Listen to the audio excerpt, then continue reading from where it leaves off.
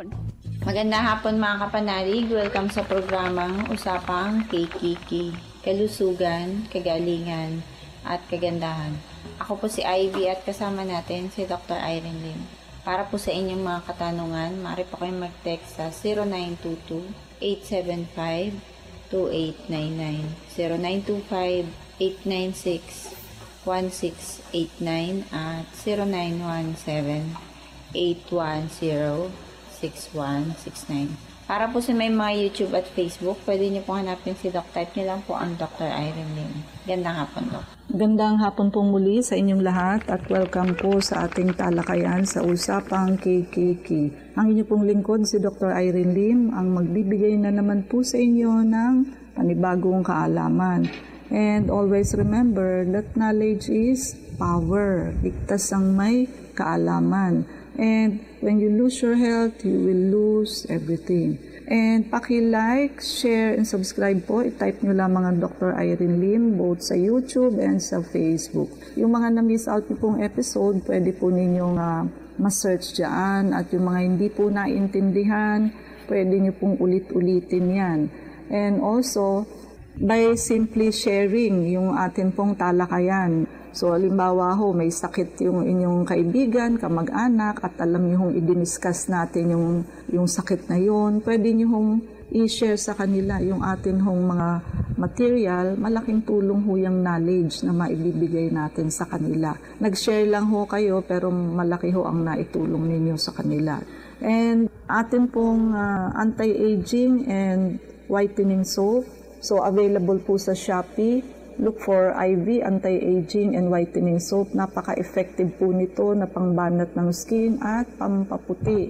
Tandaan nyo ho, kahit pareho ang ganda, pareho ho ang talino, mas lamang po lagi. Plus factor ho ang mas maputi at makinis ang skin. Gawin nyo na ho itong ang regalo sa sarili ninyo. Ito ho naman ay very affordable. So, subukan nyo po at kayo'y masasatisfied. At mga hindi marunong mag-order sa Shopee, just send us your name, address, and telephone number. Kami ho ang mag-order sa Shopee para sa inyo. Just be responsible enough para ho, pag dumating ho yung parcel sa inyo, i-receive nyo po. And ang anti-aging, nakaka-reduce ng wrinkles, nakakabanat ho ng skin, nakaka-lift ho ng face. And whitening soap, hindi ho siya nakaka-dry. So, hindi ho ninyo kailangan stay longer para makita yung whitening effect. Tatalab ho talaga siya. If you stay it more longer, mas lalo po. So, habang may stock ho tayo at lahat ho ng gumagamit, talaga hong nagre-reorder. At dumadami ho yung order because the whole family is already using it. Nung nagsimula ho, 2 lang ang order. Later, 12 na ho ang order. And you can still avail of our free check-up by bringing a referral or a friend. And malihong attitude yung ayaw magpa-check-up dahil ayaw hong gumastos sa pagpapa-check-up. Pagka ho ganun ang attitude ninyo, ay paano pa ho kayo magpapagamot? Yun hong check-up, hindi na ho kayo willing bayaran. Kailangan ho ang health, kasama ho yan sa budget natin monthly.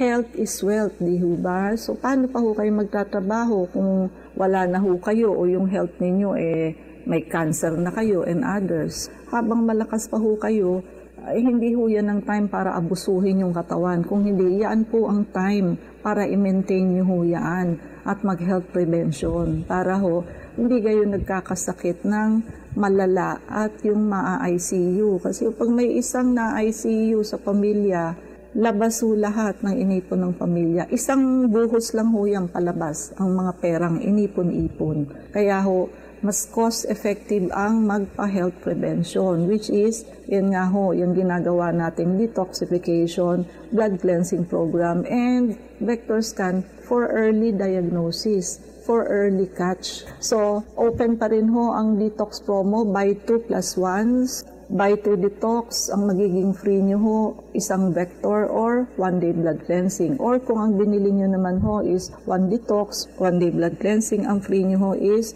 the vector scan. Now, yung mga gusto hong bumata, lumakas, gumanda, if you want to feel and look 5 to 10 years younger, anti-aging protocol ho is the answer. Now is the right time para ho kayo magpa-anti-aging. Hindi ho kung kailan uubod-ubod na kayo, no? And hindi lang ho tayo concerned sa outside physical look. Kung hindi ho, yung maging younger ho yung mga cells natin. And we have trillions of cells. Di ho ba? Nung kayo'y bata-bata pa, halimbawa, 50 kayo ngayon, o na-reverse ho yung age ninyo, 40, o di ho ba? Nung time na 10 years younger kayo, wala pa kayong high blood, wala pang diabetes, wala pang high cholesterol. So, at ang kilos nyo ho, mas mabilis, mas maliksi, mas healthy po kayo. Unlike nung nag-edad ho ng 50, eto na ho lahat ng nag-menopause na and others, marami na hong nararamdaman. So, mas ang concern ho natin dito is yung maging normal ang function ng ating katawan. So, we want to feel younger, not only to look younger. Di ba? So, ang promo package ho natin dyan is what? 5 plus 1. Mag-prepaid ho ng 5 session, libre na ho yung pang-anim. And yung atin hong discounted amount ng high-dose vitamin C.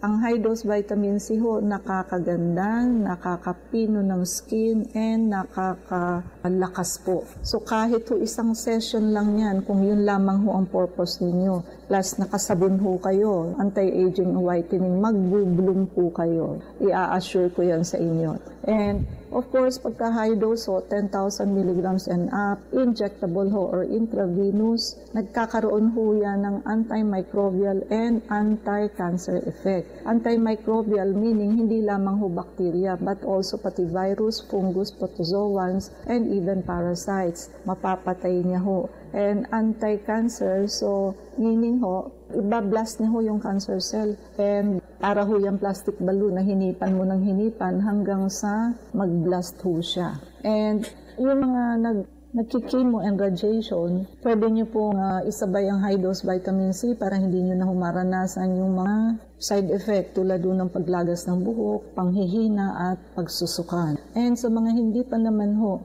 nakakapag-undergo ng chemo and radiation pero ho, pinagagawa ho sa inyo ang mga procedure na yan, pag-isipan nyo hong maigi. Why don't you consider doing high-dose vitamin C first? Wala pa hong radiation and wala hong side effect. And also, we will educate you on the do's and don'ts of cancer, plus pati ho yung root cause or gamut and the microscopic cancer cell na nakapila ho from the first year to the 7th year, matatanggal ho yun. Kasi ho, yung mga yun ho ang susunod na lalabas, tutubo, either metastasis or recurrence sa same place. Meaning, yung lumabas yung bukol, yun yung nahinog na. Yun ho yung nasa ika-8th year. But chemo mo man yan, irradiation mo man yan, immunotherapy mo man yan, or operahin mo man yan, uulit at uulit ho yan. Kasi yung root cause nandiyan, patuloy hong gumagawa ng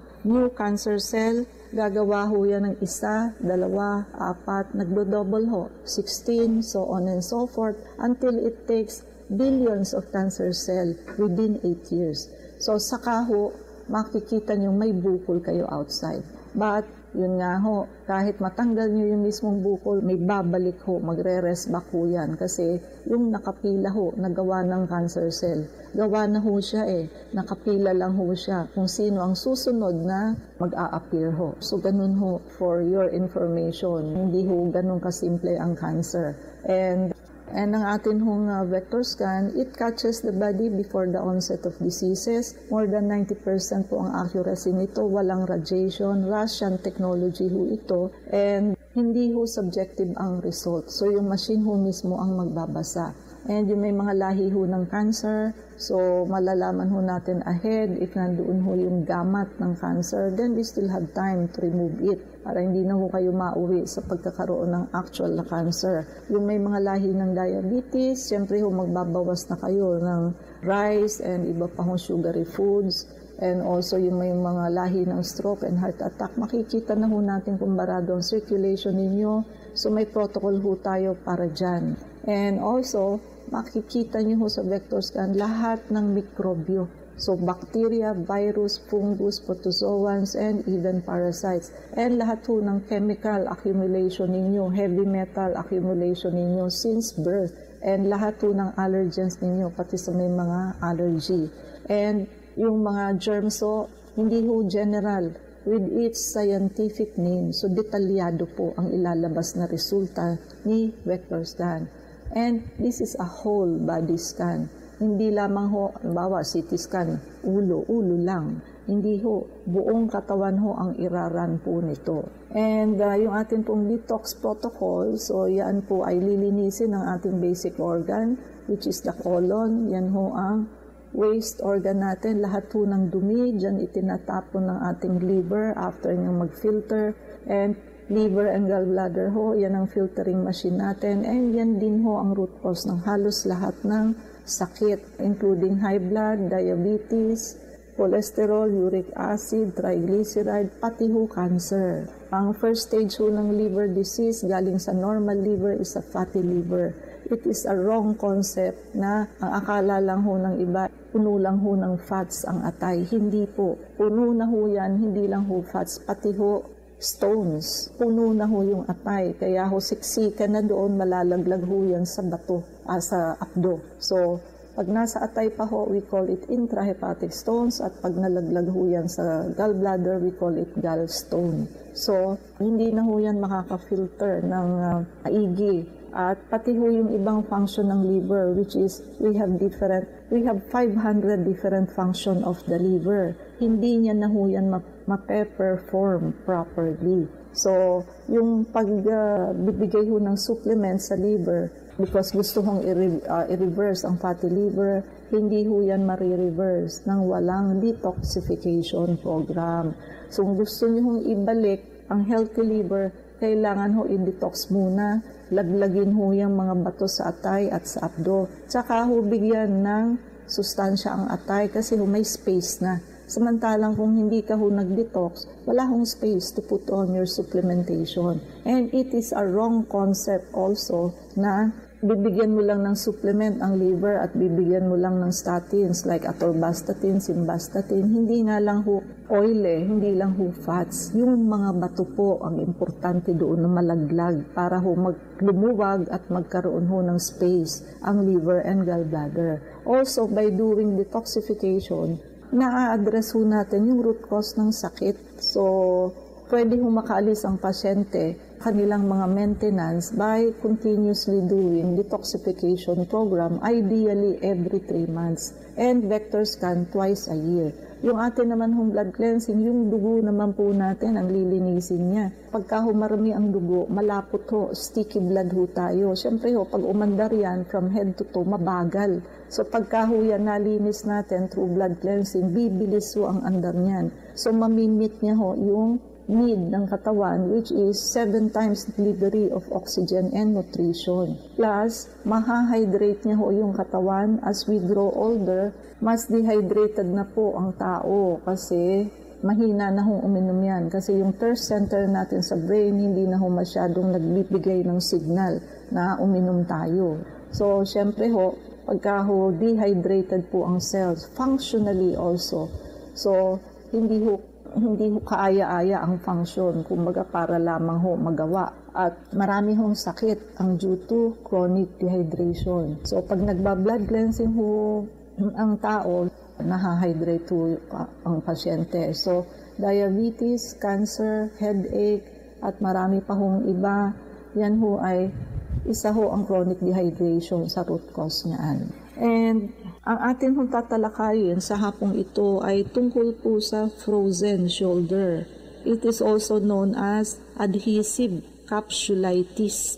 Ito ho ay isang kondisyon characterized by stiffness, matitigas ho at painful yung ating shoulder joint. And ito ho, typically, nag-develop ho ito gradual over time. And it can be debilitating.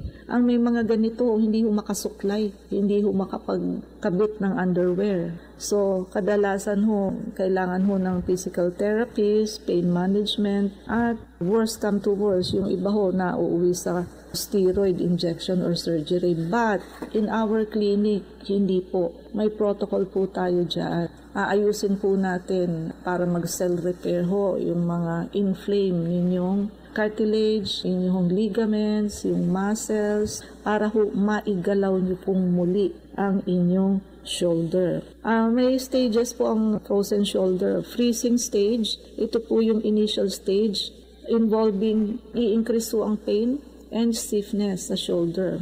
And the pain may worsen at night, sa gabi ho, mas masakit at mahirap hong matulog. And yung range of motion ho, nag-start ng maging limited.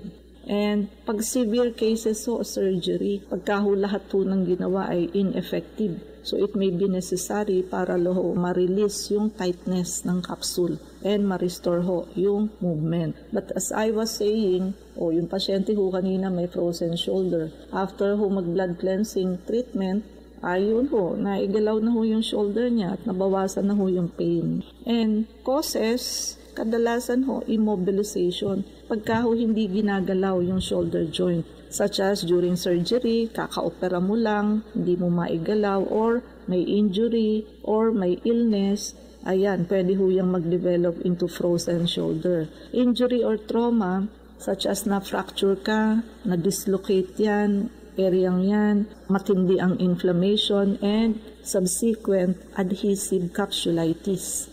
And pag may underlying medical condition, tulad ho na may diabetes, yung may mga thyroid problem, and heart disease, Parkinson's disease, at iba pa hong mga autoimmune condition, tulad ho ng lupus. Age, of course, more common ho ito sa individuals between 40 to 60. Diyan ho maraming nagpo-frozen shoulder. Genetic predisposition, siyempre ho pag may lahi kayo nung may frozen shoulder, mas malaki ho yung tendency na pati kayo. And other factors tulad ho ng poor posture, kaya ayusin nyo ho ang posture. Shoulder overuse sa mga athletes, mga nagte-tennis, nagbabadminton, hormonal imbalance, pwede rin ho. Psychological factors such as stress and anxiety may also contribute sa development ho ng pagkakaroon ng frozen shoulder. Sa edad between 40 to 60, gender, mas marami ho sa kababaihan. And pag may dati ho kayong injury or surgery, mas malaki ho ang tendency na magka-frozen shoulder. Shoulder overuse, sabi natin, yung ang ginagawa nyo ho pare-pareho, repetitive activities or overuse ng shoulder joint can lead to frozen shoulder. At ayun ho, incorrect posture nga ho. So kailangan inaayos ho ang posture. Huwag hong kukuba-kuba, laging stand and sit up straight palagi. Complication, so hindi ho ganun kasimple kasi ang frozen shoulder pwede hong mauwi yan sa persistent pain and stiffness. Pag wala hong proper treatment, sakit na masakit po at matigas. So hindi na ho kayo makakagawa ng mga daily activities and quality life. Magkakos din ho yan ng muscle weakness and atrophy. And it is because hindi nyo na nga ho maigalaw. Matigas pa ho. Siyempre hindi nyo na magagamit sa daily activities. Liliit ho ang kabilang shoulder ninyo. Liliit ho ang muscles pag hindi nagagamit. And, siyempre, limited range of motion. Permanent loss. Magkakaroon ho kayo ng permanent loss ng range of motion sa shoulder joint. Magiging permanente na ho yun. Pag nagdikit-dikit na ho yung capsulitis dyan sa shoulder joint niyo. And, pwede ho magkaroon ng secondary injuries tulad ho ng tendonitis or muscle strain sa neck, sa back, or sa opposite shoulder. At kung kayo may diabetes or thyroid disorder that increases your risk for frozen shoulder, kailangan nyo ho mag-work with a healthcare professional to guide you. Stay active. So, mas maganda ho kung mayroon kayong regular physical activity and i-avoid nga ho yung overuse ng certain part of the body. Hindi lang ho overuse, excessive strain on the shoulder. Kailangan ho i-avoid yan. So, para ho sa may mga frozen shoulder, punta ho kayo sa aming clinic, dalawin niyo po kami at matutulungan ho namin kayo. No? So, Ivy? Para po dun sa mga nais magtanong, mag-text po kayo sa 0922-875-2899. Welcome po muli sa usapang KKK. Ako po si Ivy at kasama pa rin natin si Dr. Irene Lim. Dok, tanong ni 3145. Inquire ko lang po na kapag ang kidney po ay may stage na 35% functional at ang creatinine po ay 2.11, ano po ba ang procedure kung mag-cleansing ng kidney sa ganitong status ko po? Cleansing po ng kalamansi sa kidney. Actually ang normal ng creatinine nasa more or less 1. Doble na itong sa inyo. Actually, basta yan tumaas beyond normal, 75% or more of your kidney is already damaged. Ngayon, hindi na yan makukuha sa pa-cleansing. Bukod sa cleansing kailangan na rin niya ng cell repair. Para unti-unti para kang nagpapatubo ng halaman. Yung lantana, kailangan ma-worn out at new and healthy kidney cell ang dapat. And mali yung kalamansi. Meron ako sinasabing 10 kalamansi, no sugar, no water in the morning. That is to open and clean yung mga duct natin. But sa liver, gallbladder yun. Hindi sa kidney. Wala magagawa ang kalamansi sa kidney. Kasi sa gabi, ang ating liver naglilinis yan. Sa umaga pag uminom kayo ng kalamansi, bubuka yung mga ducts na nakakabit sa ating liver, gallbladder. So yung nilinis ayun, lalabas yun. No? And after 30 minutes, inuman nyo ng lukewarm water para ma-wash out habang nakabuka yung mga ducts natin. Pero namali siguro kayo ng intindi. Hindi yan para sa, it will not help your kidney, ang kalamansi, liver or gallbladder May protocol kami para sa mga matataas ang creatinine. Habang hindi pa kayo nadadialysis, agapan na natin, magpalista kayo ng treatment sa amin, no? Check up muna at first, no? So, wala tayong oras. Mangyari po lamang na kayo magpalista kung kayo ay magpapa-check up. So, Unit 1101, Clinica Medica 101, Centuria Medical Makati, Salamanca Street Corner, Kalayaan Avenue, Makati City. So, ang landmark natin is along Makati Avenue, yung corner General Luna Street. Everyday bukas ang clinic, pati na rin Saturday and Sunday and even holidays. Kailangan lamang magpalista kayo ahead. Ay, mga numero. Pwede po kayong tumawag sa 546-9412, 0922-875-2899. Pwede rin po kayong mag-text sa 0925-896-1689 at 0917-810-6169. Prevention is better than cure and health is the best investment. Regaluhan niyo po ang inyong sarili ng pagpapacheck up para ma-auscultate namin ng likod ninyo. Maagapan kung kayo ay may walking pneumonia since wala nga pong symptoms ang walking pneumonia. That is the reason why I am encouraging everybody na magpa-check up Kasi nga baka kayo may alaga sa likod ng mga crackles, no? Ayan sabayan niyo na ng pagpapa-vector scan, detoxification and blood cleansing program habang naka-open pa po at extended ang promo package natin sa mga procedure na ito, no? So buy 2 plus 1 ang ating offer sa detox protocol, 5 plus 1 para sa anti-aging protocol para sa mga gustong lumakas, bumata at gumanda, no? So mag-prepaid ng 5 session, libre na ang pang-anim at yung high dose vitamin C po natin nakakaganda, nakakalakas, nakakapino ng skin. Kahit kung yan lang ang purpose ninyo, pampaganda lang, kahit isang session lang po, makikita nyo ang result. Pinong-pino ang skin ninyo at puputi kayo at aaliwalas yung mukha ninyo and skin ninyo, no? Ayan po. But syempre kailangan yung mag-package kung ibang sakit ang paggagamitan tulad ng cancer. No?